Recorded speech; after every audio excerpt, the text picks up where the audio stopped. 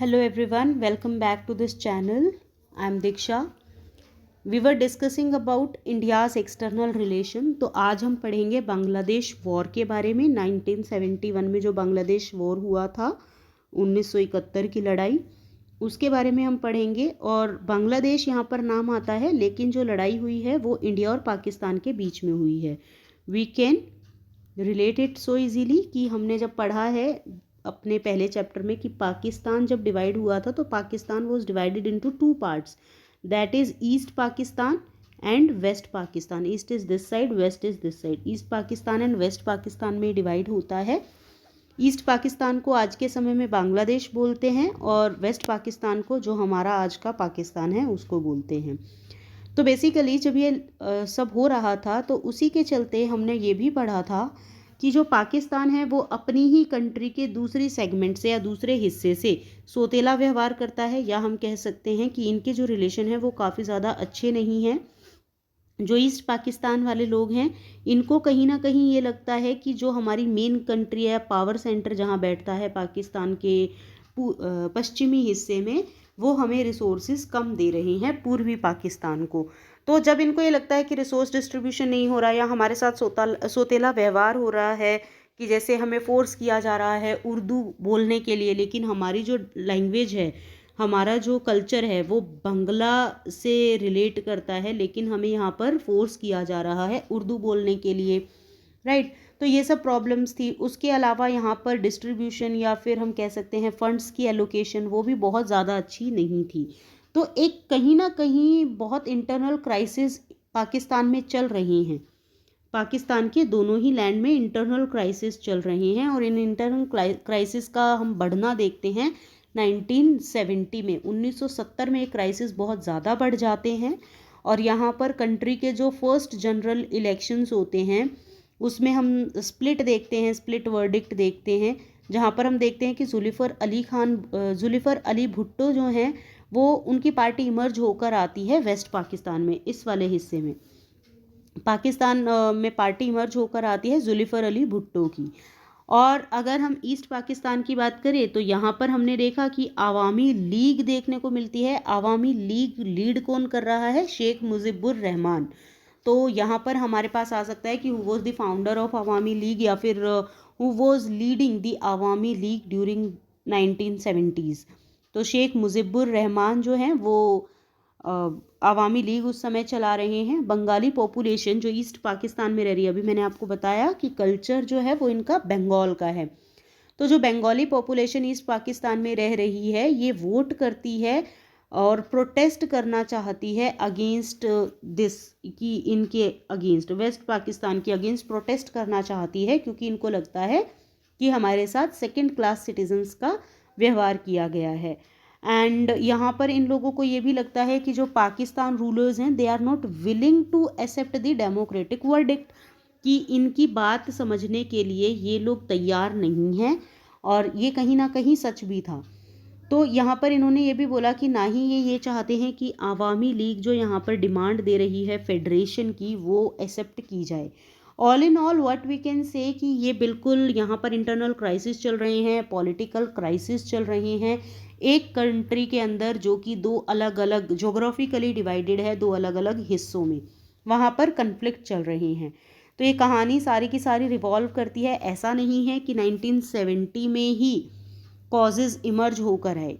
ये कॉजेज़ जो हैं ये सिंस इंडिपेंडेंस थे, इंडिपेंडेंस के समय से ही ये प्रॉब्लम्स चलती आ रही थी। बट एक होता है ना पीक पॉइंट या सैचुरेशन पॉइंट हमारा बन जाता है।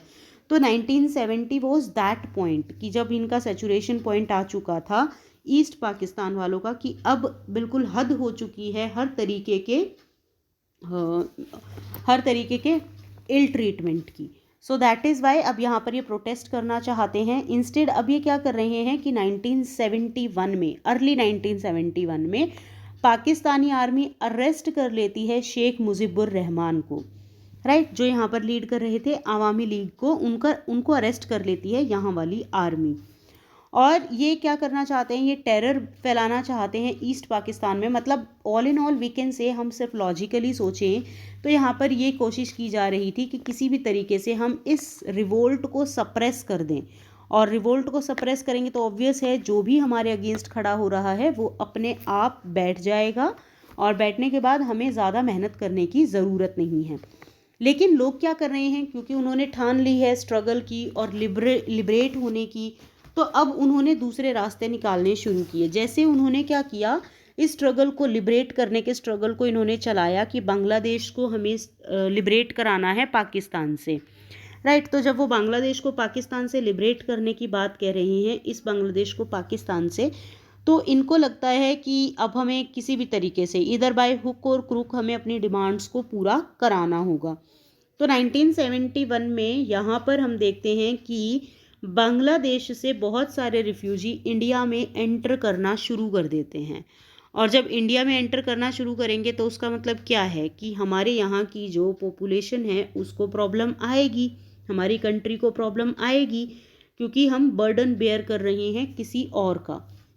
ये लोग यहाँ पर रिफ्यूजी बनकर आ रहे हैं, कौन से हिस्से में, बंगाल के, बिहार के, उड़ीसा के, ये वाले रीजन में ये लोग अपना शरणार्थी बन रहे हैं और अंदर आ रहे हैं। तो दैट वाज द प्रॉब्लम। अब यहाँ पर हमारे पास तो इंडिया में already we were facing so many problems, political crisis या हम कह सकते हैं इकोनॉमिक क्राइसिस, इतने सारे क्राइसिस हम एक साथ झेल रहे हैं।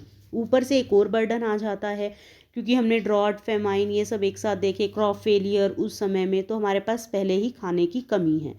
तो ये कुछ इस तरीके से है कि जैसे कोई आपके रिलेटिव हैं, वो आपके घर पर आ जाते हैं, वो 1 दिन 2 दिन के लिए आते हैं, तो कोई बात नहीं, ठीक है, आपको भी लगता है कि adjustments as part of life. लेकिन थोड़े टाइम बाद आपको महसूस होता है जब वो लंबे समय तक आपके घर पर रहते हैं कि they are becoming burden on we people, right. तो same is the situation with India.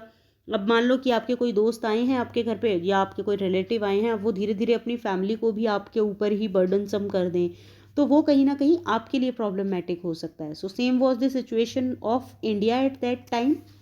1971 में इंडिया पर भी एक बर्डन आ जाता है 80 लाख रिफ्यूजीज़ का। 80 लाख रिफ्यूजी यहाँ पर आ जाते हैं, कहाँ से, बांग्लादेश से, या हम कह सकते हैं ईस्ट पाकिस्तान से इंडिया में। और इंडिया एक्सटेंड करता है अपने मोरल एंड मटेरियल सपोर्ट की, ठीक है, हम आपके साथ मोरली हैं और हम आपको कुछ मटेरियल भी देंगे, एंड कहीं ना कहीं यहाँ पर ये मिलिट्री सपोर्ट भी इंडिया उनको देता है फ्रीडम स्ट्रगल में बांग्लादेश की। एंड पाकिस्तान इंडिया को एक्यूज़ करता है कि आप लोग कॉन्स्पिरेसी कर रहे हैं हमारे अगेंस्ट। जो ये वाला पाकिस्तान है ये यहाँ पर एक्यूज़ करता है इंडिया को कि आप कॉन्स्पिरेसी कर रहे हैं। तो यहाँ से रिवर्ट में एक मैसेज जाता है from our the then prime minister Mrs Indira Gandhi. वो यहाँ से मैसेज कन्वे करती हैं कि ये हमारा, जैसे उस तरफ से एक स्टेटमेंट आता है कि हम भारत को चेतावनी देते हैं कि हमारे आंतरिक मामले में हस्तक्षेप ना करें। तो यहाँ से रिवर्ट जाता है कि हम मानते हैं ये आपका आंतरिक मामला था, लेकिन क्योंकि अब ये लोग भारत में शरणार्थी बन रहे हैं और बहुत बड़ी तादाद में बन रहे हैं, तो इसीलिए अब ये आपका इंटरनल मैटर नहीं रहा है, now it becomes the internal matter of India, ये हमारा आंतरिक मुद्दा बन गया है, राइट। तो that was the revert from this side. Obvious है कि बर्डन तो हम झेल रहे हैं ना, तो दैट वाज द प्रॉब्लम। अब यहाँ पर ना पाकिस्तान के सपोर्ट में, स्टेटमेंट में पाकिस्तान के सपोर्ट में सामने आते हैं यूएस और चाइना। यूएस और चाइना दोनों ही पाकिस्तान के सपोर्ट में आते हैं कि पाकिस्तान यहाँ पर सही है और कहीं ना कहीं चीज़ें इंडिया की तरफ से गलत हो रही हैं, राइट। तो हम यहाँ पर देख सकते हैं कि जो यूएस और चाइना है ये रीअप्रोचमेंट करते हैं 1960s में, जो कि रिजल्ट करता है कि पूरे के पूरे एशिया में फोर्सेस होती है, realignment of the forces in Asia. अब यहाँ पर जो यूएस प्रेसिडेंट उस समय थे वो थे रिचर्ड निक्सन। ये आपका इंपॉर्टेंट क्वेश्चन बनता है फॉर 1 मार्क। तो रिचर्ड निक्सन जो हैं ये एक सीक्रेट विजिट करते हैं चाइना में, चाइना जाते हैं वाया पाकिस्तान, पाकिस्तान से होते हुए चाइना में एक सीक्रेट विजिट करते हैं जुलाई 1971 में। अब यहाँ पर ये क्या कह रहे हैं, ये यहाँ पर अपने होल्ड को ज़्यादा अच्छा बना रहे हैं एशिया में। जो यूएस वाले हैं वो एशिया में होल्ड अच्छा बना रहे हैं। इंडिया अब यहाँ पर सोवियत यूनियन के साथ एक ट्रीटी साइन कर चुका था ऑलरेडी, जिसमें कि 20 साल की ट्रीटी साइन हुई थी, treaty of peace and friendship with Soviet union.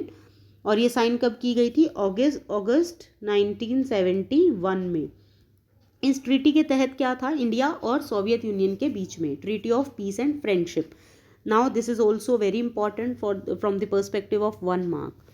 तो यहाँ पर ट्रीटी में ये था कि अगर इंडिया या सोवियत दोनों पर कोई और कंट्री अटैक करती है तो दोनों ही एक दूसरे को हेल्प करेंगी। तो that was there in this treaty. कोई भी अटैक जो होगा वो दोनों पर ही अटैक माना जाएगा, इस तरीके की ये ट्रीटी थी। अब बहुत लंबे समय तक, कुछ मंथ तक ये डिप्लोमेटिक टेंशन चलती रही, मिलिट्री बिल्टअप करना था। इंडिया और पाकिस्तान के बीच में एक टेंशन क्रिएट हो रही थी because of Bangladesh, because of the Bangladeshi population, because of the refugees जो शरणार्थी यहाँ पर बन गए थे, उनके तरफ से हमारे यहाँ पर टेंशन क्रिएट हो रही थी बिटवीन इंडिया एंड पाकिस्तान। और जब इंडिया और पाकिस्तान के बीच में टेंशन क्रिएट होती है तो ये ब्रेकआउट भी होना ऑब्वियस है कि कभी ना कभी तो हम इसके भी कंसिक्वेंसेस देखेंगे। तो दिसंबर 1971 में इसको ब्रेकआउट कर दिया जाता है। ये जो टेंशन है, ब्रेकआउट करने का मतलब है कि अटैक होते हैं, सीज फायर्स होती हैं, राइट। तो पाकिस्तान की तरफ से एयरक्राफ्ट भेजे जाते हैं हमारे पंजाब वाले हिस्से में और राजस्थान वाले हिस्से में। इस बॉर्डर पर जो हमारा वेस्टर्न बॉर्डर है, इस बॉर्डर पर एयरक्राफ्ट अटैक करते हैं, पाकिस्तानी एयरक्राफ्ट। एंड यहाँ पर हमें अपनी आर्मी को मूव करना पड़ता है। हमने अपनी आर्मी को मूव किया था जम्मू एंड कश्मीर में, क्योंकि बॉर्डर तो देखिए अब सारा ही लग रहा है पाकिस्तान के साथ, तो ऑब्वियस है कि खतरा तो हमें हर तरीके से है, हर जगह से है। तो इसीलिए अब यहाँ पर हमने अपनी कुछ आर्मी को डिप्यूट कर दिया था जम्मू एंड कश्मीर में। देन इंडिया रिटेलिएट करता है इस अटैक को, और एयरफोर्स, नेवी और आर्मी के तरफ से, और दोनों ही फ्रंट पर करता है, वेस्टर्न पर भी और ईस्टर्न पर भी। ईस्टर्न मतलब ये वाला और वेस्टर्न मतलब ये वाला। इस फ्रंट पर भी ये आर्मी, नेवी और एयरफोर्स के साथ इंडिया, हमारा प्यारा भारत, तैयार रहता है। और with in 10 days Indian army जो है वो ढाका को सराउंड कर लेती है। Dhaka is the capital of Bangladesh. Bangladesh की कैपिटल को 3 जगह से, 3 तरफ से कवर कर लेती है, और पाकिस्तान आर्मी के 90,000 जो सोल्जर्स हैं उनको सरेंडर करना पड़ता है। विद इन बांग्लादेश एक free country, with in this time span, ये जो टाइम स्पैन है यहाँ पर बांग्लादेश एक फ्री कंट्री इमर्ज होकर आता है, एक इंडिपेंडेंट कंट्री इमर्ज होकर आता है। इंडिया यहाँ पर डिक्लेयर करता है एक यूनिलेटरल सीज फायर, और बाद में यूनिलेटरल सीज फायर करता है, और फिर बाद में शिमला एग्रीमेंट किया जाता है between India and Pakistan. As I told you in previous video की नेगोशिएशंस होती हैं इंटरनेशनल लेवल पर। जब भी ऐसी कुछ सीज फायर्स होती हैं या कोई वॉर ब्रेकआउट होता है और फिर उस वॉर को एंड किया जाता है, तो कुछ नेगोशिएशंस होती हैं, कुछ ट्रीटीज साइन होती हैं। तो यहीं पर हमारे पास एक एग्रीमेंट निकल कर आता है, again very very important, Shimla agreement निकल कर आता है बिटवीन इंदिरा गांधी एंड जुल्फिकार अली भुट्टो। क्योंकि अभी मैंने आपको बताया कि यहाँ पर जुल्फिकार अली भुट्टो आ जाते हैं, उनकी गवर्नमेंट आ जाती है, और ये एग्रीमेंट साइन होता है on 3 July 1972। Bangladesh liberation war हुआ था 1971 में, और हमने शिमला एग्रीमेंट साइन किया था 1972 में, 3 जुलाई 1972, जो कि फॉर्मलाइज करता है कि हम दोनों फिर से पीस की तरफ चल रहे हैं, दोनों ही कंट्रीज, राइट। और बांग्लादेश एक नए देश के रूप में निकलकर सामने आता है। अब जो ये पूरा का पूरा ये वॉर था, यहाँ पर इंडिया जीतता है। इंडिया जीतने की वजह से यहाँ पर ग्लोरी बहुत ज़्यादा होती है, एक क्लियर साइन होता है हमारी खुद की जनता को कि जो इंडियन आर्मी है, या पूरे वर्ल्ड को हम कह सकते हैं, उस समय पूरे वर्ल्ड में भारत के चर्चे काफ़ी अच्छे थे।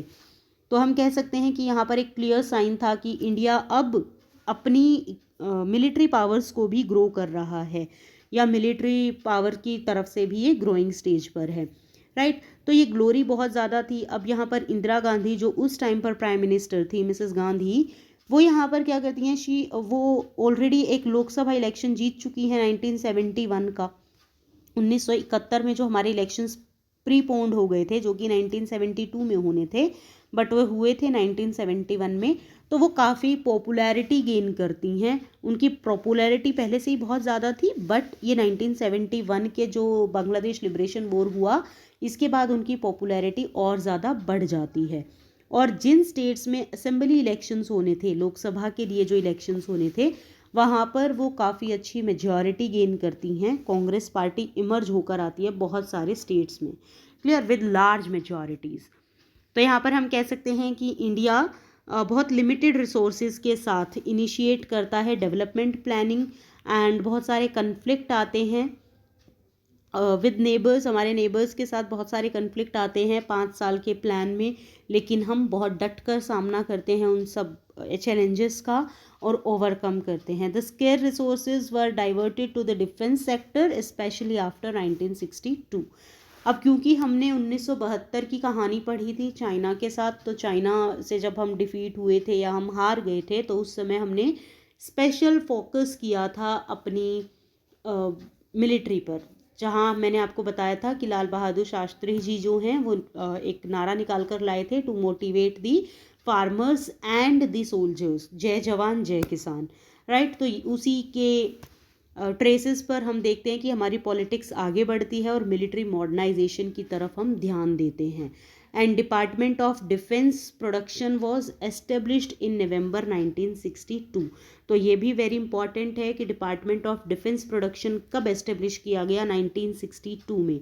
And department of defence supplies जो है वो एस्टेब्लिश किया गया नवंबर 1965 में। फिर थर्ड प्लान हमारा स्टार्ट हो जाता है 1961 से 66 तक। उसी में ये सब मिलिट्री के जितने भी हमारे इक्विपमेंट है उन सबको हम एक्सपेंडिचर्स है डिफेंस पे उनको हम बढ़ाते हैं। अब यहाँ पर हम देखते हैं कि जो थर्ड प्लान है ये काफ़ी इफेक्टिव था, was affected and it was followed by 3 annual plans. अब ये जो था इसके बाद हमें एनुअल प्लान्स देखने को मिलते हैं। एनुअल प्लान का मतलब होता है 1 साल के लिए जो प्लान्स आते हैं। फिर फोर्थ प्लान जो इनिशिएट होता है वो 3 साल बाद होगा, क्योंकि बीच में 3 साल एनुअल प्लान्स आए थे। तो फोर्थ 5 ईयर प्लान हमारा चलेगा 1969 से, और इंडिया अपने डिफेंस के एक्सपेंडिचर को बढ़ाता है इन वॉर्स के बाद और ज़्यादा। हमें ज़रूरत लगती है कि हमें डिफेंस पर भी इन्वेस्ट करना चाहिए, जो सिचुएशन है आज के समय की उसको लेते हुए, clear. So this is what is all about 1971 war. Let us discuss this mind map, जो मैंने आपको लास्ट वीडियो में भी समझाया था। तो यहाँ पर हमने डिस्कस किया है अभी तक अगस्त 1947, अक्टूबर 1947, अगस्त 1965, now we are done with December 1971। अब आगे आगे जैसे जैसे हम क्रोनोलॉजी पढ़ रहे हैं अपनी पॉलिटिकल साइंस की, वैसे वैसे हम आने वाले टाइम में जो भी ये टाइमलाइन है इसको क्लियर करते चलेंगे, right. So this is what we done today. We talked about Bangladesh, we talked about its liberation war, we talked about India and Pakistan relation, and the performance of India in the battlefield with the Pakistan. This is what we discussed today. And we discussed about the glory of Indira Gandhi, the then prime minister, कि उनकी कैसे वहाँ पर glory हो रही है, कैसे वो इस की वजह से, पहले तो वो पॉपुलर बहुत ज़्यादा ही थी, लेकिन इस वॉर को जीतने के बाद उनकी पॉपुलैरिटी और ज़्यादा बढ़ती है। This is what we discussed. Thank you so much for watching, stay tuned.